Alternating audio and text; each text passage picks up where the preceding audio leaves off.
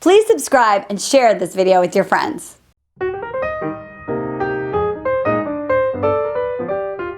This is a box of angel cards, and my co-host right here, Marni Batista, is going to open it to start this awesome segment of The Dating Den. All right, Marni, go ahead. I always pull. That was like so American Idol starting in January. Okay. Strength. Strength. All right, kids, here we go. We're going to get some good strength going because today on The Dating Den, we are going to be talking about what to say and when to say it. And sometimes to have these conversations of what to say, when to say it, you do need a lot of strength to do it because it's you need some courage. Yeah. So what do we mean by what to say, when to say it? Well, Marni, what are we talking about here? Okay, so many days of the week, I get questions around what should I say. In fact, I'm actually, one of my specialties is telling people what to say. And so when you're first meeting someone and you go out on those dates and you start to collect data about, whether they're a good fit for you, you might have some little pink or red flags come up. And so before you just trash him and say, like, forget it, he didn't call me on time or he was late, it's an opportunity to have a conversation. Mm-hmm. And you need to say it in a way that's coming from your feminine. True that. So that you're not kind of that needy, obsessive, controlling girl. Because how does that make you feel when you're the guy? Run for the border. Run for the border.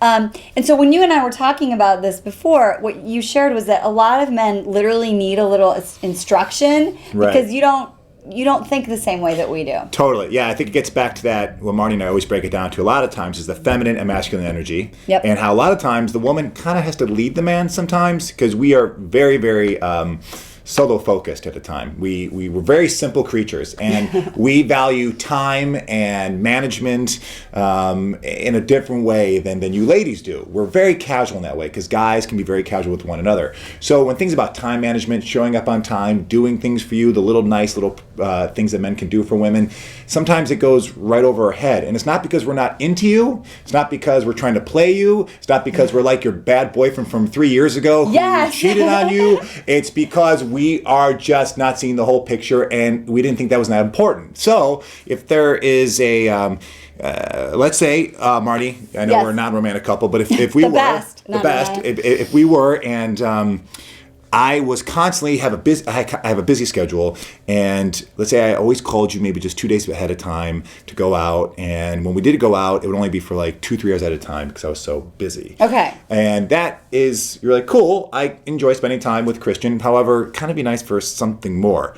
When and where do you say that so it's not like... Okay, that's a really good scenario. And what I love about it too is that you're dating, you've gone on 3 to 4 dates, but it's not progressing. And you're noticing that. So as the woman, you need to let him know. And this actually happened to me when I was dating, so it's perfect. So one of the things that I said was, I really like spending time with you, and I've enjoyed all the stuff that we've done. I really appreciate that. So I'm wondering if there could be a time where we could spend more than a couple hours together, if you could make that happen. I would really like that because I would like to see you more, spend more time with you.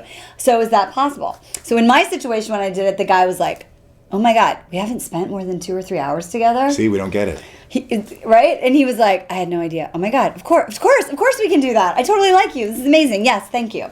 So so that would land for you okay too? Yeah, I think the most important thing here is when you want to have this talk about maybe he only calls the day before or calls the day of for a date. He's showing up late. He maybe says he's going to call you back on Tuesday but calls you back on Wednesday. You're only getting 2-3 hour dates with him. Whatever it may be, whatever you bring up the conversation, like Marni was saying, that you come from your feminine. Yep. You come from a place of, I'm really grooving on this, and it'd be great for this. And you come from a place that's more suggesting as opposed to demanding. Like, it would be great if we could actually have a whole night together, not less like, you know what, we really need to have a whole night together. This is not working out for me. Right, because then you're like, I need this or else. So the magic secret sauce is that you acknowledge the person for what they've done, you say what you would like, and then you ask them. You say, if you engage the guy into the conversation. He's part of it. Right. How could we work it out so that, like, you get your time, because I know you're busy, but and we spend more time together. Totally. And then he's like, oh, that's a problem. I'm good at solving problems. Let's figure it out. And I want to make you happy, Yay! but at the same time, I don't want to feel like you're infringing upon my busy schedule, because he doesn't want to feel like, because men always fear that women will try to take them away from take away their freedom. So suggest it. Bring it up in that nice, beautiful Oreo cookie of this is awesome, but can we do this because you're awesome, and go from there. All right, that's all the time we have today, but don't worry, we're going to be right back. On the website, there's many other videos to check out, right? Yes, and what to say? Is that a song? Oh, what to say? What, that's the Imogen Heap thing? Don't become a... We're going to go before this goes horribly wrong. Peace.